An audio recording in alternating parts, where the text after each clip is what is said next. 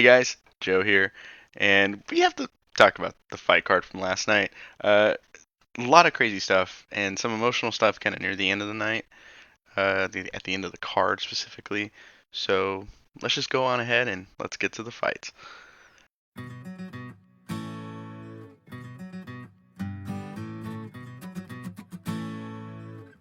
First off, the main event: Alexander Volkanovski defending his title against the Korean zombie Chan Sung Jung, and this was like a showcase performance from for Volkanovski. Um, and kind of in like an emotional potential end for the Korean Zombie. My unbiased, semi-professional opinion going into this fight was heavily leaning towards Volkanovski, and this fight just showcases how insane Volkanovski really is. His jabs were S tier, his low kicks were incredible, the stance switches were genius, and his combinations were just unbelievable. Um, he really just felt like the much faster and much more technical fighter out there, and it looked like I think Korean Zombie was a legit contender to the belt. Um, but it looked like he was making his UFC debut against the champ. Like fresh off the regional scene, time to take on the champ. It was pretty rough. Um, like a lot of like a Jack Slack. Shout out to him as well. He pointed out that the modern striker is going to be blending his stance switches constantly, and very well blended. As with one of the guys in our co-main event who does that very well as well. Um, and Volkanovski was hampering the mobility of Chan Sung Jung with low kicks to the point where he could just safely switch at a distance. No risk of him lunging in and getting a big shot. Just like while he was off balance from stance switching, of course. He took away the mobility with the low kicks. He was doing some really good combinations that were ending in low kicks. He was taking some shots, but like they weren't really seeming to phase him. But then the end came with a just massive 1-2. The low kicks were adding up to the point where it was kind of getting hard for him to walk. But that right hand landed so clean. And honestly, I give Herb Dean a lot of crap. I don't I don't really necessarily want him responsible for someone's safety when it comes to a fight nowadays. But this was actually a really good stoppage, I thought. It kind of reminded me of the Justin Gaethje Tony Ferguson stoppage, where it's like on the feet, and it's like, oh, this is over though. You got no more, please. Oh, okay, good, okay. So good stoppage, honestly. Uh, you know, honestly, great performance from Volkanovski. Potentially the last ride for Chan Sung Jung, as it's coming out now that he said I now know I can never be UFC champion, which just breaks my heart because he was kind of talking that he isn't sure what to do next. Honestly, if he goes down the path of retirement, I hope his mental state is great and I hope he keeps his head held high because he, in my opinion, is first ballot Hall of Famer. He's never been in a bad fight. He's just put on just classic after classic after classic with some of the best performances ever. I You got to give him a first ballot Hall of Famer. Uh, so my grade for the fight is a 9 out of 10 for the fight overall, as this performance was really just something you had to see. Uh, Max has to be next for Volkanovski, but if devil's advocate, if the injuries come up again, I think Arnold Allen, Josh Emmett, if they win their next fight, or I think one more fight for each of them, definitely is it. Another name I didn't even think about when I wrote the script, but I saw on Twitter this morning was Bryce Mitchell kind of throwing his name in there. I was like, hey, you know what? Actually, he's probably like 1 or 2 wins away from a title shot. So, that makes sense. Yair in the mix because of his performance against Max. There's a couple of good things we could see here.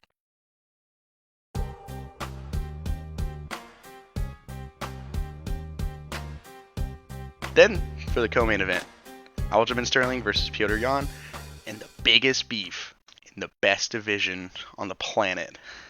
But out of the gate, I want to preemptively try to get the pitchforks put down, as I personally agree with the decision that Aljo won 1, 2, and 3.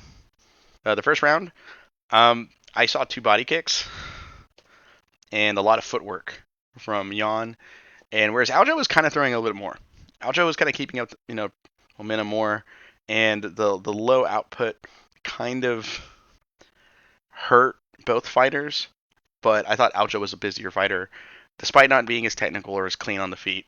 I thought I gave him round one. I thought it was kind of clear. The second round though, whew, wow. Aljo gets a takedown off of a scramble, takes his back, and while he's on Jan's back, he's just going for chokes and arm bars constantly, and just total domination for like I think it was like 3.5 minutes of control time, which is insane. Um, and I know that doesn't sound like a long time, but if you think about it in relation to a 5 minute round, like the percentage of control time for that round, that's kind of nuts. I almost would like to see that actually that stat. It's like this is how long he was controlling him. This is how the percentage of the round he was controlling him. Like that, I think can show a big deal. Other sports use percentages. We use percentages, of course, for like striking accuracy, takedown accuracy, and stuff. I think control time as well, like percentage of control, could potentially be an interesting stat to see at times, especially on these closer decisions like this.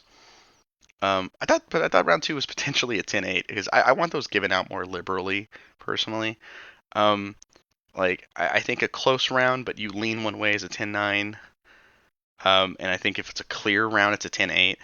Obviously, I don't score like that because they don't score like that. I don't want to be like, I scored it for this guy, and then it's completely wrong because I have a different scoring criteria than them, even though they don't know their own scoring criteria. That's the truth.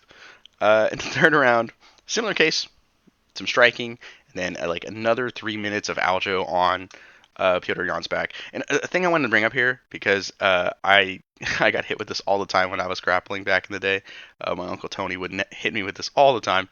Is he would when he was on Jan's back, Sterling would go for a choke, and then when he's defending, pulling the arm down, trying to get it off, he would transition and like put both arms on one arm and go for an armbar.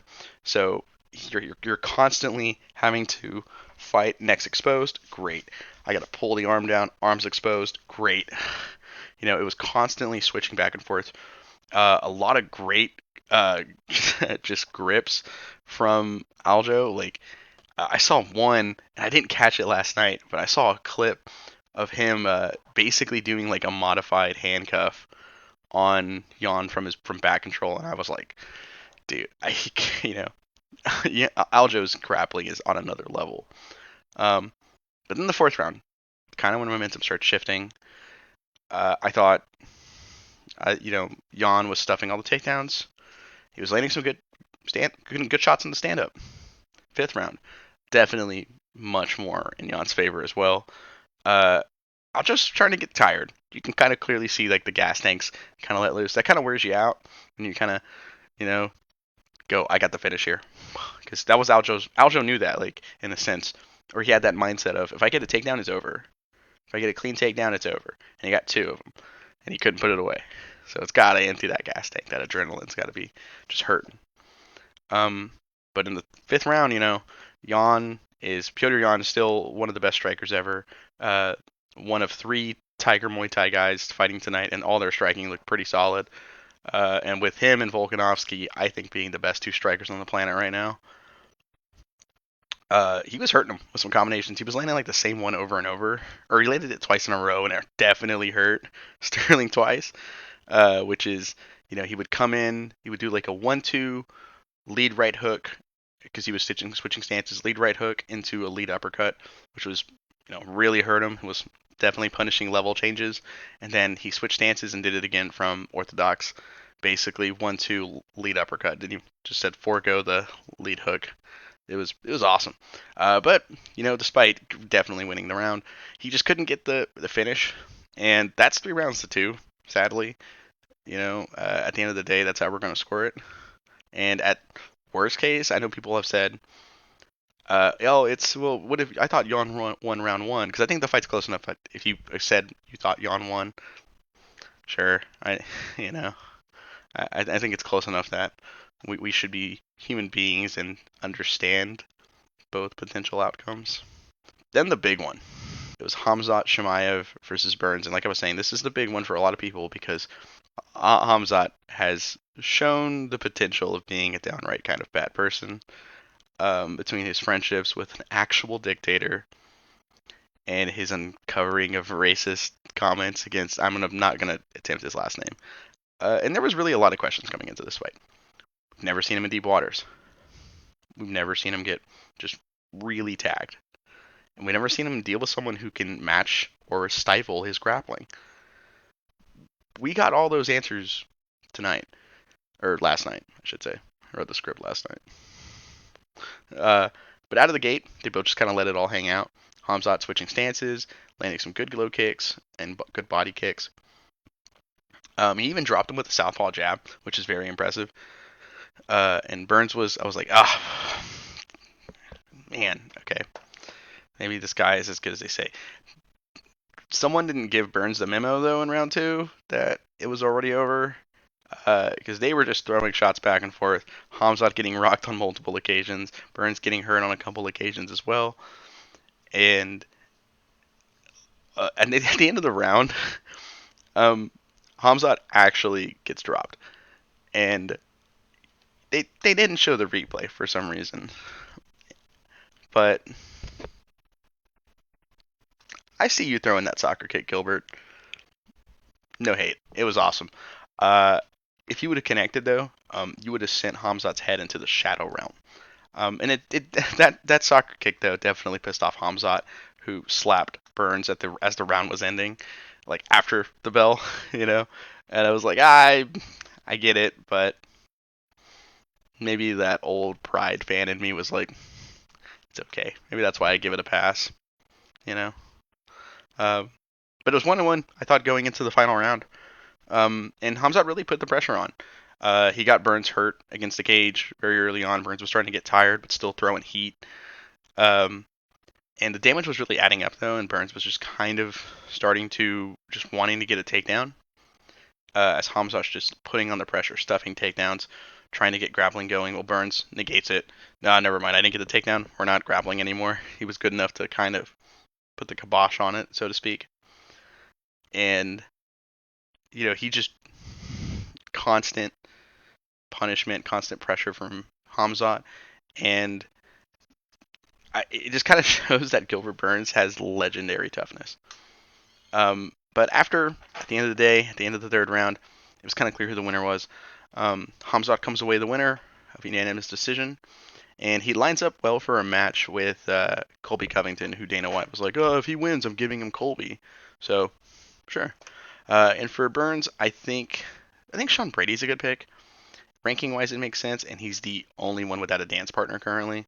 So, last off, I wanted to talk quickly about Tecia Torres versus Mackenzie Dern. So, both fighters, you know, for this fight was pretty good. It was all right. But it was very clear that they were trying to get their respective game plans going. Tecia Torres wants to dart in and out. Dern just wants to get a hold of her. You know, she's too fast. I just got to get a hold of her, slow her down, and, you know, kind of get the grappling going. The fight was, you know, back and forth for a good bit, but the second round is what I wanted to talk about. And Dern just jumps guard, but Torres doesn't go to the ground. So Torres is holding Dern up in the air practically, as Dern is going for a Kimura. So she's basically one-armed, using her legs, just pure leg strength, to hold another grown woman up in the air while defending a Kimura. 6 out of 10 fight overall. As it was kind of slow at times, but that amazing sequence in round 2 kind of made me have to talk about it. But that's it for today.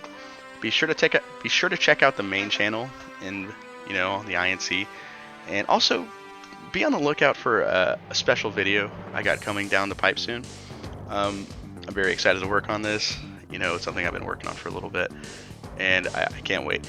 But anyways, that's it for me. This is the INC. Thank you for watching.